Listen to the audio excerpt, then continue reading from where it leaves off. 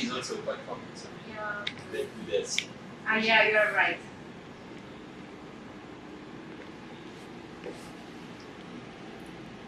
Hola, ¿qué tal, seres humanos que me siguen sedientos selectivos? Estamos en la cava más linda del Perú, la de Premium Brands, y esta vez vamos a conversar con Ettore Rizzi. Él viene de Fattoria, Pupille, una bodega italiana que está haciendo unos vinos increíbles, que tienen premios a nivel mundial y que por supuesto llegan a nuestro país y a nuestra ciudad gracias a Premium Brands. So, Ettore, your family is a family of winemakers, so you are the third generation, right? Yes. And how it feels for you? How do you start with this responsibility? And in your case, you are the winemaker, right? Yes. And how do you make wine? Which is the difference between the wine from Fattoria Pupille, between the other kind of wines from the same region of Italy? Okay, so I would start with the first question. I was born in a winemaking family. My mom, my dad, when I was a little child, they would take me with them in the vineyards and in the cellar, and to me, this was a moment of pure joy. I remember when I was a child that during harvest time, my mom would bring me to the vineyards to check the people that were working and harvesting, and I remember eating the grapes early in the morning while the sun was rising, and to me, these pictures, this memory that I have since I was a child, were the reason why I've always wanted to be here and to be following the production. How is the production from in Fattoria? Which is the unique thing? Fattoria Pupille is a family-owned winery. Like you said, we are the third generation. Everything started with my grandpa, who had this little farm. Fattoria means farm in Italian. We were making some wine, olive oil, some pecorino cheese, and then some cow milk to sell. And then my mom, she was studying historical art, and she would never think she would become a winemaker, a vintner. But then in '85, she met Giacomo Takis, and he was the one who made her change her mind, made her do a click in her brain, and she realized she wanted to be a winemaker. And what makes our wine special is, first of all, being a family business is not a corporate thing. First of all, for us, is a passion. We are wine lovers first, and then winemakers. So for us, this is the true motto and the true philosophy. Is working at Le Pupille, I always say, is like being in a big family, because we have 25, 26 employees, and I always say they are part of our big family, and for them, for us, having them at work is a matter of pride and a matter of being focused every day to also make them happy. So this is very important. Here you're having your first time in Peru, right? Yeah. Because you are trying to push more the brand here. What are you expecting from these customers? Of course, it's a business. It's a passion, but it's a business. And last year, I first traveled to South America. I went to Argentina. I completely fell in love with South America. We work with premium brands, with Lima Wine, since 2017. In 2019, my sister Clara, she came here to visit the market and to meet with Stefano, with Glenn. And then, since then, nobody came after. So last year I spoke with Glenn, I spoke with my sister, and we said, no, I need to go to Peru to visit the market, to understand how the market is, and also to push more our wines, eventually to grow in volume, to ship more to Peru and to be more present on the market. And by far, I arrived here on Monday morning, very early in the morning, 5 o'clock.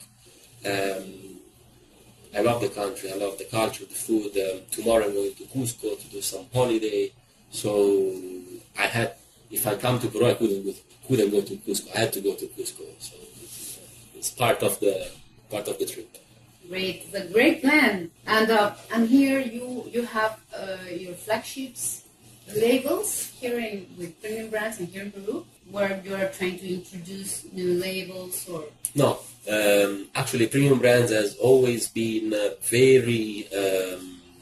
They always trusted us. So since the very first, they almost got every wine that we make, every label that we make, the flagship, but also the let's say entry level, the most common, the most easy wine that we make, which is the Morellino, which is, by the way, a very popular wine. Of course, is an Italian wine, so not a big amount, but in restaurants they love it because it's a versatile kind of wine, Sangiovese based. The grape is Sangiovese, and so the way we make it, the way we vinify it, is very approachable, and is a wine, a red wine that you can also have with fish. yeah. And being Peruvian food full of fish dishes, this is a factor that helped us when we started shipping wines here. So in terms of combining the Morellino, Dispensano, yes, is the most versatile. In terms of importance and flagship, it's Saffredi, which is the wine that made Le Pupille famous around the world, but I would say also our region famous around the world. Before Saffredi, there was not an important wine in Marimba. Saffredi was the one who put in the little flag in the world of fine wines. Great, and which one is your favorite? It's very, very difficult, that question, because it's like I am asking you for telling me about your favorite song, maybe. Precisely. It's like asking to a mother who's your favorite song. More or less, of course, they are not humans, they are bottles of wine, but I would, honestly, as a wine lover, I would answer to you, it depends on... what are you doing, where are you eating, precisely. Or in which company. Yeah, exactly, right. Exactly. So if it's an aperitivo where we have some prosciutto and some friends, then let's open a bottle of Morellino, to not think about it and to enjoy the moment. Then if it's an important dish with maybe an important friend or some special moment, I would open a Poggio Valente or a Saffredi. Why not? Yeah. Tell me about the challenges for Fattoria now. Maybe weather is one of those. Well, I can speak about the personal challenges and I can speak about the general challenges. The personal challenge is I'm a third generation. My mom, realistically, she was the second, but we can almost say she was the first because she was the one who changed Fattoria Pupille into the winery that it is today.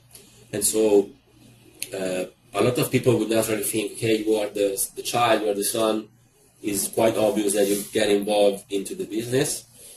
But to me, this is something that I constantly try to demonstrate that this is what I wanted to do. It's not the last choice I had. It was the first choice I had. And to be succeeding what your parents did is almost tougher than starting a brand new project. Because when you start your brand new project, you do what you want.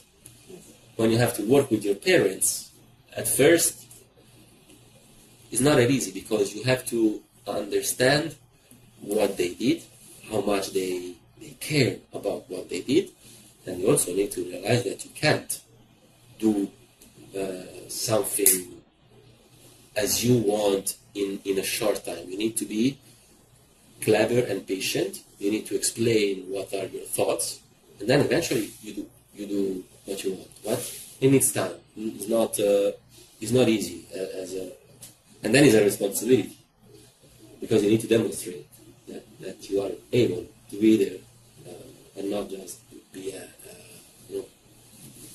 there because you earn it. Yeah. Yeah. And the challenges in general, I would say that are climate challenges. Yeah. Definitely climate change is something real, is something that we need to speak about because it's changing the world dynamics. It's quite scary, if I have to be honest, but at the same time, the vine is a strong and resilient plant. So the beauty of the vine is that every season, every year, it starts again. I don't think that the climate change is going to stop the vine. What is going to change is eventually the style of the wines and the varieties that we're going to work with. But we're speaking at least in a 50, 100 years. Do you have any special way to treat the vine in terms of how to respond to climate change? Definitely.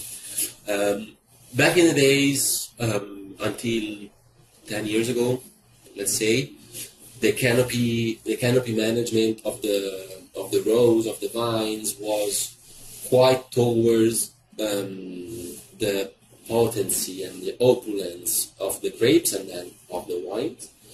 Nowadays, being in a world where everyone wants to be healthy, fit, not fat, and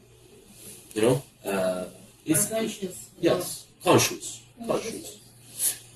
We also need to be making a wine that is healthy. So this means that the alcohol level might be present, but you don't need to feel it.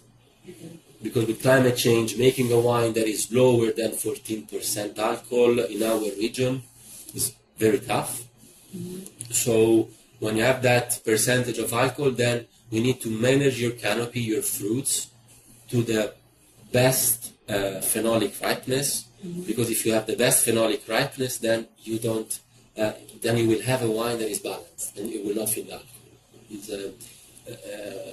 going around the restaurant, speaking with clients in these days. We speak about the wines, and then after we stop talking, they take the bottle, they wash it, and it's like 15% alcohol. I will not say this was 15% alcohol. And I say, alcohol is just a number if it's balanced. This is something important. And then back in the days, they would remove a lot of leaves to leave the bunch exposed to the sun.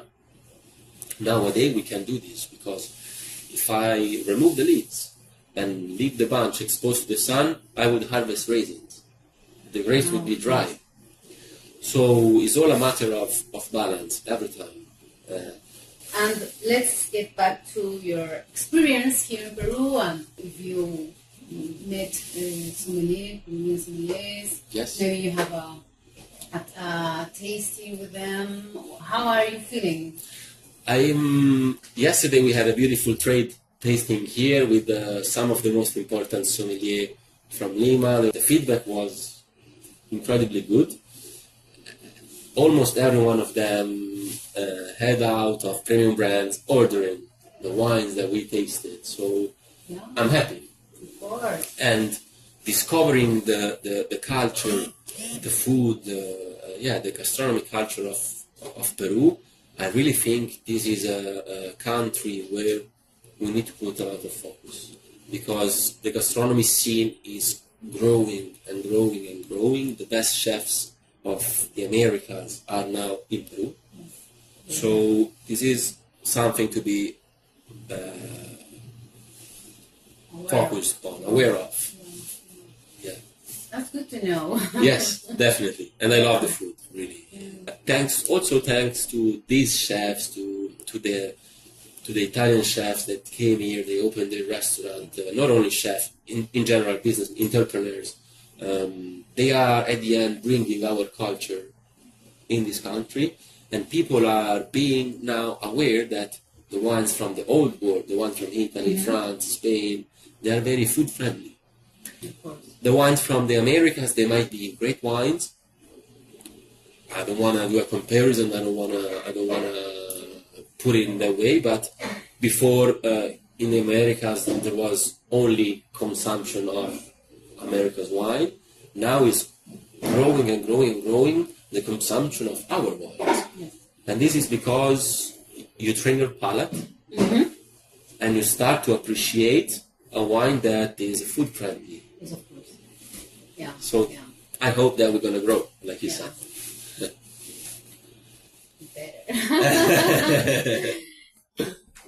So thank you for the time, and thank you for being here and for doing these amazing wines for us. No, it's a pleasure, really. Le Pupille wines are, as I said, they are family-made, handmade wines. Every grape that we pick is hand-picked. There is no machinery in the vineyards. There is very little machinery in the cellar to help us. Technology is there. In small doses, we can use it to increase the quality. The wines are being reviewed by the most important critics around the world, and every year we try to improve and to get better. And to be represented by premium brands for us is such an honor, because this is a great company. Oh, yeah, and this is the most important cellar here in Peru. And they are the most important wines from the world here. Yeah, they are doing a great job. Yeah. Yes. If you look around. Yeah, of course. Well, thank you again. Pleasure. No, thanks to you. Thanks to you, really. Grazie. Grazie mille.